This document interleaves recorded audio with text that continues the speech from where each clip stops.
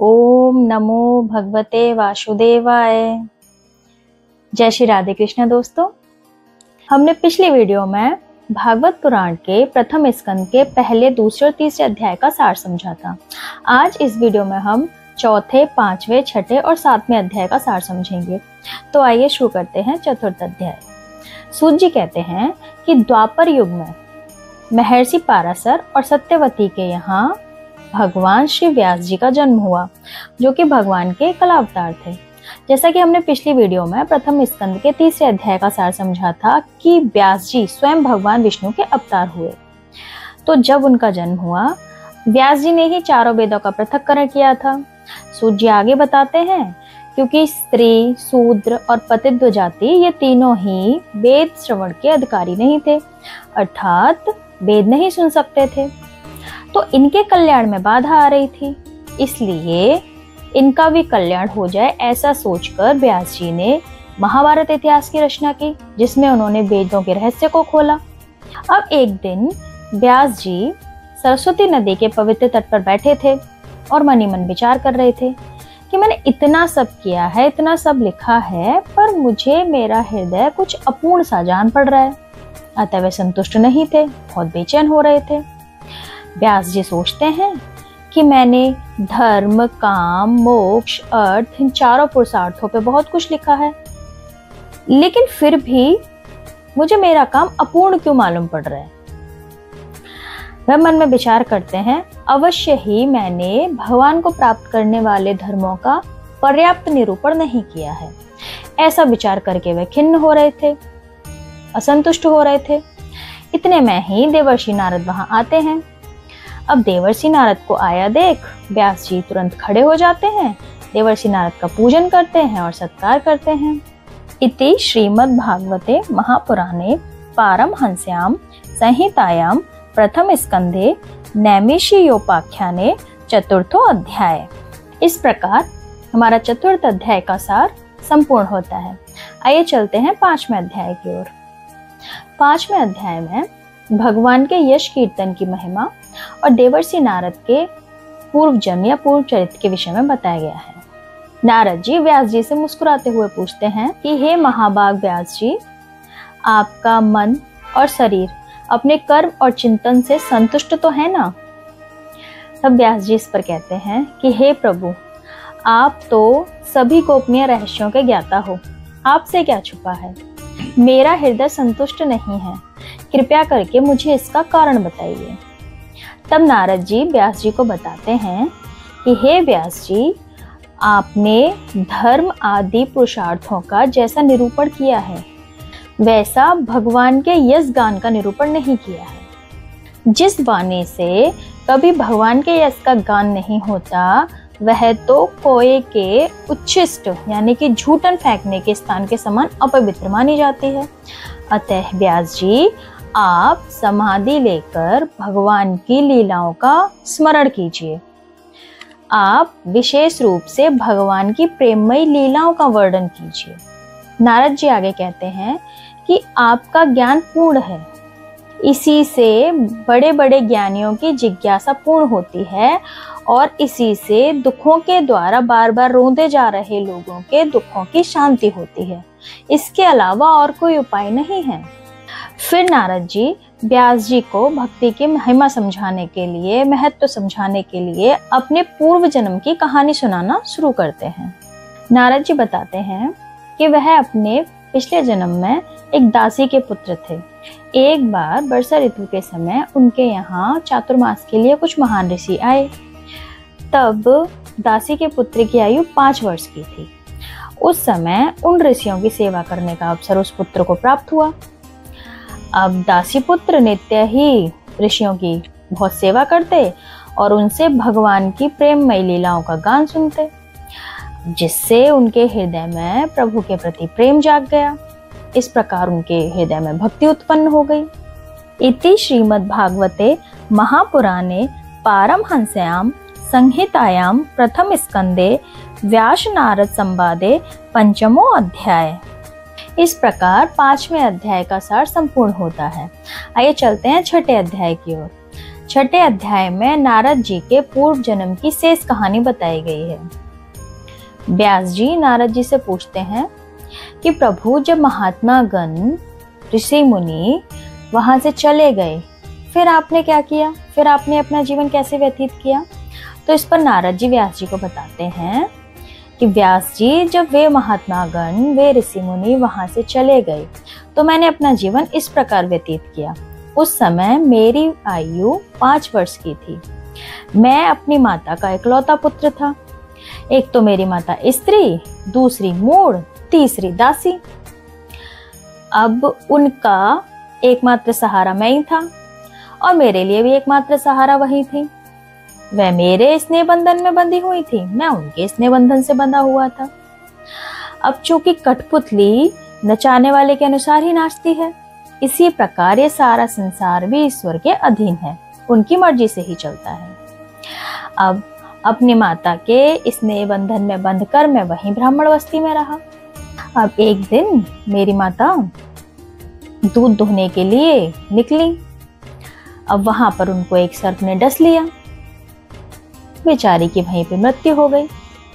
अब उसमें सांप की भी क्या दोष, सांप की भी क्या गलती, काल की ऐसी ही मर्जी थी। अब मैंने इसमें भी भगवान का अनुग्रह समझा, इसे भी मैंने भगवान की इच्छा समझी। भगवान तो हमेशा भक्तों का भला चाहते हैं। अब इसके बाद मैं उत्तर दिशा की ओर चल दिया।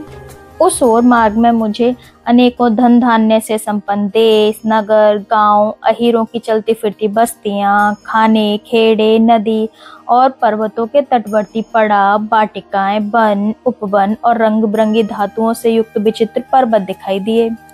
कहीं कहीं जंगली वृक्ष थे जिनकी बड़ी बड़ी शाखाएं हाथियों ने तोड़ डाली थी। शीतल जल से भरे हुए जलाशय देखे जिनमें देवताओं के काम में आने वाले कमल खिलते थे। उन पर पक्षी तरह तरह की बोली बोल रहे थे। मैं अकेला ही था। इतना लंबा मार्ग तय करने पर मैंने एक घोर गहन जंगल देखा। अब चलते चलते मेरा शरीर और इंद्रियां शिथिल हो गई। मुझे बहुत जोर की प्यास लगी। भूखा तो मैं था ही। अब वहां मुझे एक नदी मिलती है। उसके कुंड में मैंने स्नान, जलपान और आचमन किया। इससे मेरी थकावट मिट गई। अब तो उस जंगल में पीपल के वृक्ष के नीचे मैं आसन लगाकर बैठ गया। भगवान का ध्यान करने लगा। जो जो महात्माओं से सुना था वो सब अपने हृदय में स्मरण करने लगा। अब तो कुछ ही क्षणों के लिए मुझे मेरे हृदय में भगवान का स्वरूप दिखाई दिया। अब वो थोड़ी देर में अदृश्य हो गया।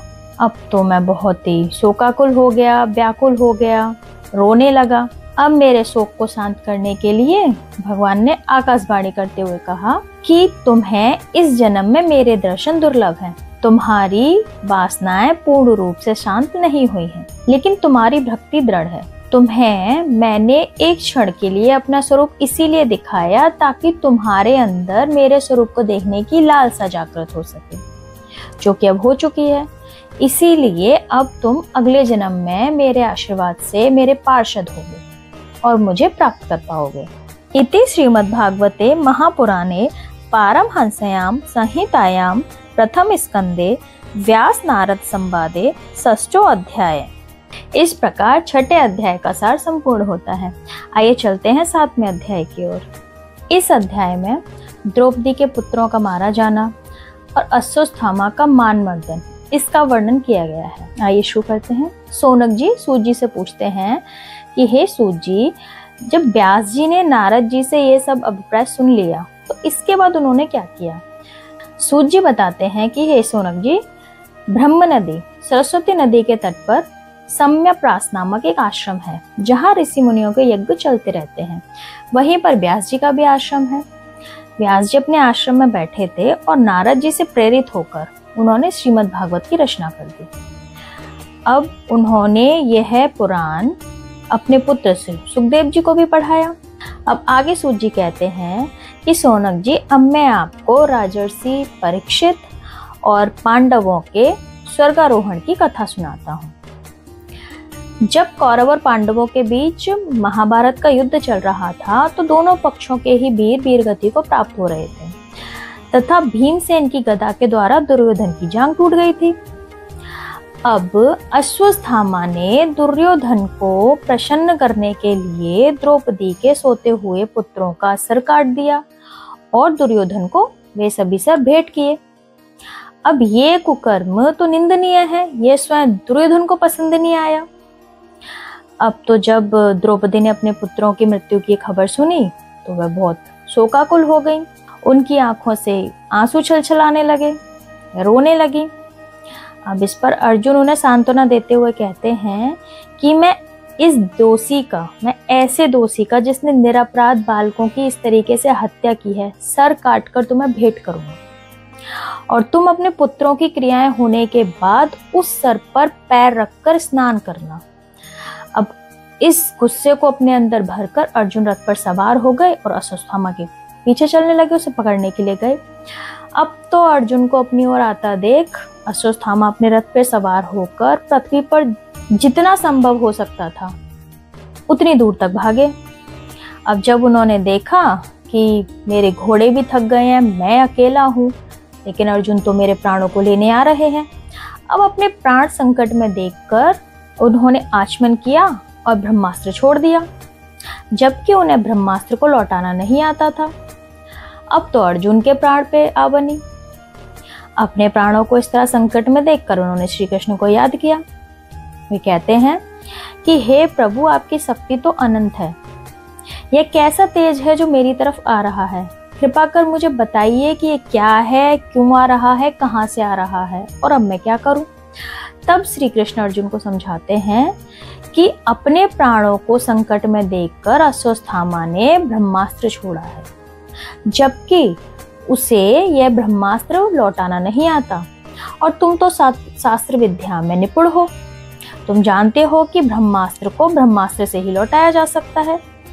अब श्री कृष्ण की अनुमति से अर्जुन भी आचमन करते हैं और ब्रह्मास्त्र छोड़ देते हैं। अब तो जब दोनों ब्रह्मास्त्र टकराते हैं तो पूरे आकाश में आग की लपटें फैल जाती हैं। तो आग की लपटें इतना दूर तक फैलती हैं कि उससे प्रजा जलने लगती है, लोग मरने लगते हैं। तब श्री कृष्ण की अनुमति से अर्जुन ने ही दोनों ब्रह्मास्त्रों को वापस लौटाया। अब अर्जुन की आंखें क्रोध से लाल हो रही थीं और उन्होंने तुरंत ही अश्वत्थामा को झपट कर पकड़ लिया। अब तो जैसे पशु को रस्सी से बांधकर ले जाते हैं, वैसे ही अश्वत्थामा को पशु की तरह रस्सी से बांधकर वे शिविर ले गए और द्रौपदी के सामने पेश कर दिया। अब इस तरह गुरुपुत्र अश्वत्थामा को देखकर द्रौपदी तो भावुक हो गई। वे कहने लगी कि ये तो तुम्हारे गुरुपुत्र हैं, दूसरा ये ब्राह्मण है, इन्हें इस दशा में रखना बहुत बड़ा पाप है, आप इनके साथ ऐसा व्यवहार नहीं कर सकते, इन्हें छोड़ दो, इन्हें जाने दो। जैसे आज मैं अपने पुत्रों की मृत्यु पर रो रही हूँ, शोक से व्याकुल हूँ, ऐसे माता गौतमी को दुख नहीं होना चाहिए। लेकिन श्री कृष्ण कहते हैं कि नहीं, ये दोषी है, इसने बेचारे निरपराध बालकों को सोते हुए मारा है, ये तो बहुत ही निंदनीय कार्य किया है, इसे मार दो। भीमसेन भी कहने लगे कि इसे नहीं छोड़ो, इसे मार दो। अब श्री कृष्ण इस पर अर्जुन की परीक्षा लेते हैं, उन्हें उकसाते हैं कि इसे मारो। अब फिर श्री कृष्ण कहते हैं कि ब्राह्मण का वध नहीं करना चाहिए, लेकिन ऐसे अपराधी को छोड़ना भी नहीं चाहिए। ये दोनों ही बातें शास्त्रों में मैंने ही कही हैं। अब तुम मेरी दोनों आज्ञाओं का पालन करो, साथ ही द्रौपदी, भीमसेन और मुझे जो प्रिय है वह करो। अब तो अर्जुन अपने प्रभु की बात ताड़ गए। उन्होंने तुरंत ही अपनी तलवार से अश्वत्थामा की मड़ी बालों सहित उतार दी। उनकी जब मड़ी छिन गई, उनका जब मुंडन हो गया अश्वत्थामा का, तो एक ब्राह्मण के लिए इससे बड़ा दंड कुछ नहीं है। ये मौत से भी बड़ा दंड, मृत्यु से भी बड़ा दंड होता है। अब इस प्रकार उनका मड़ी छीनकर मुंडन करके उन्हें शिविर से बाहर निकाल दिया। इस प्रकार अर्जुन ने अपनी परीक्षा पास कर ली। उन्होंने धर्म का भी पालन किया और द्रौपदी को जो सांत्वना में प्रतिज्ञा दी थी वह भी पूरी करी और अपने पुत्रों का बदला भी लिया। इस प्रकार 7वां अध्याय समाप्त होता है। अब आगे वाली वीडियो में हम आगे के अध्यायों का सार समझेंगे। उम्मीद है आपको आज का वीडियो पसंद आया होगा। अगर आपको हमारा वीडियो पसंद आया है तो हमारे वीडियो को लाइक करें तथा शेयर करें। आगे की जानकारी के लिए हमारे चैनल को सब्सक्राइब करें। यदि इस वीडियो से रिलेटेड आपका कोई प्रश्न है या आप हमें कोई सजेशन देना चाहते हैं तो आप हमें कमेंट करें। जय श्री राधे कृष्णा।